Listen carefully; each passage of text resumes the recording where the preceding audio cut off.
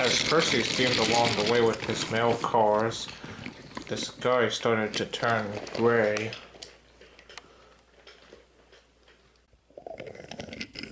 And Willie followed him to make sure Percy was alright.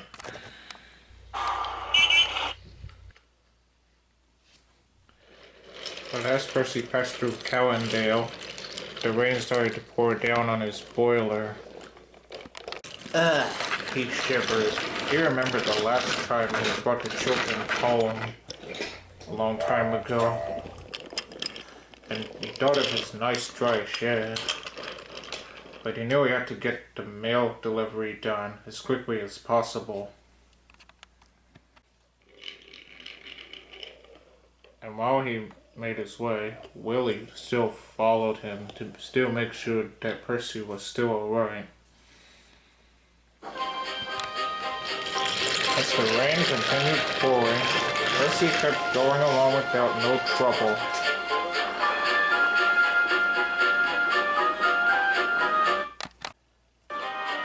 The river started to rise fast. I wish I could see, complained Percy. Don't worry, Percy, said his brother. We'll make it through the storm as quickly as possible. Then there was trouble up ahead. The rails were under the water.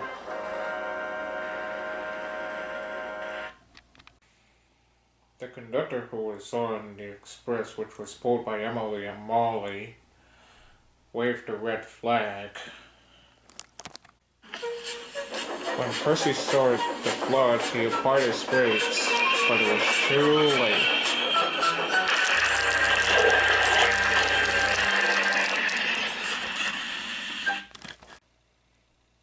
Not again, cried Percy.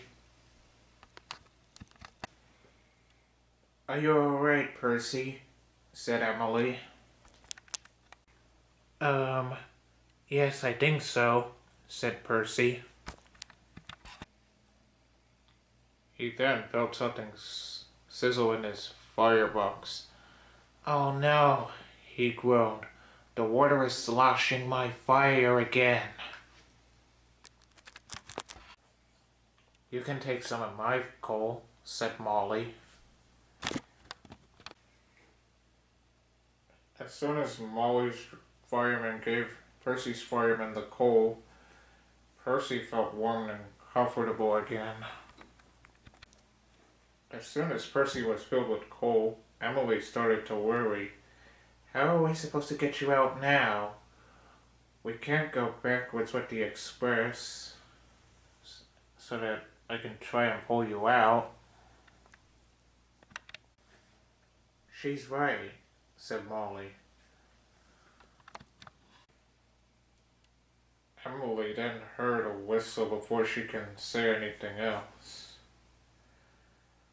And she saw another engine coming behind Percy. Who's that? She wondered. The engine was Willie. Oh dear, he said. Are you alright, Percy? He asked. I am, said Percy. Willie then had an idea. I'm going to push you out of the flood, and then after that, I'll push you and you can hold the mail cars to the next station, he said. Good thinking, said Percy. Willie then buffered up to the caboose. And the two engines were ready. Percy pulled,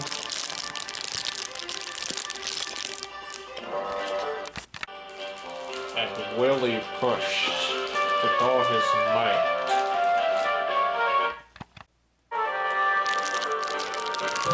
As Willie went in the flood, the water left his wheels, but Willie didn't care.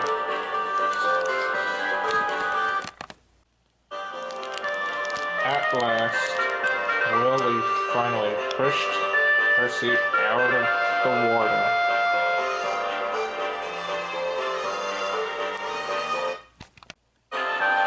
Thank you, Willie, called Percy.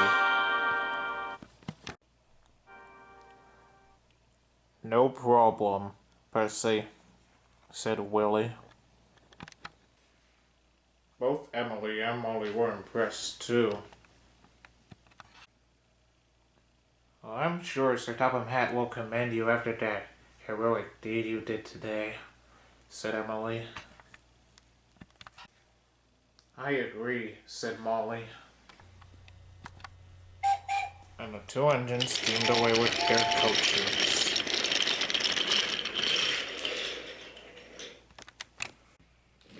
And Percy and Willie steamed away with their mail cars.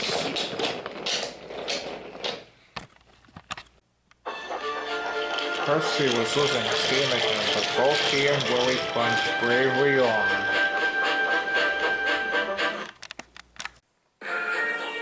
We must make it. We must, said Percy. The two engines made one more big effort, but at last they suffered the triumphant. They arrived at Ellsbridge. Thomas was there with Danny and Clarabelle, his special coach, and some other coaches, since there were so many passengers at the station.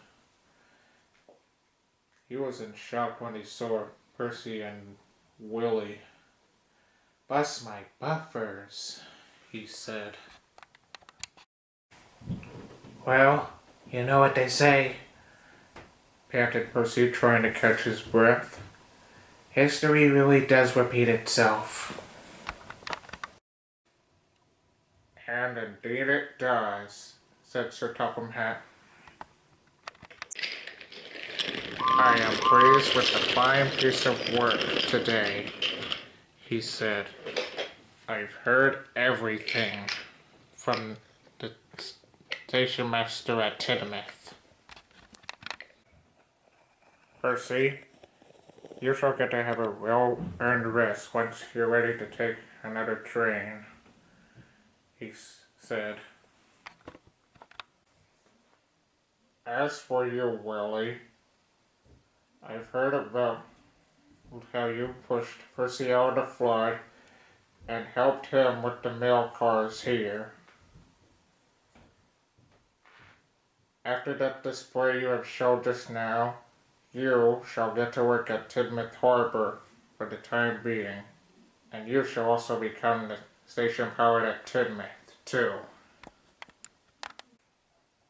"Oh, thank you, sir," said Willie. "It feels great to be a really useful engine and get rewarded what you were not expected to be rewarded." Both Thomas and Percy and Sir Topham Hatt agreed. Polley, the dark green tank engine, now happily resides at Tidmouth Harbor and at Tidmouth Station as a shunting engine.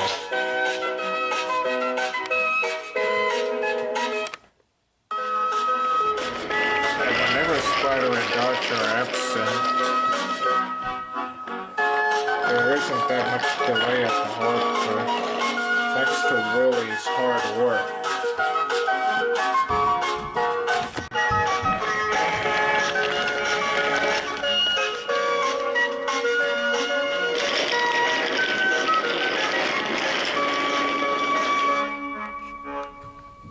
After that, Willie now feels that he has came back home to the island of Sodor.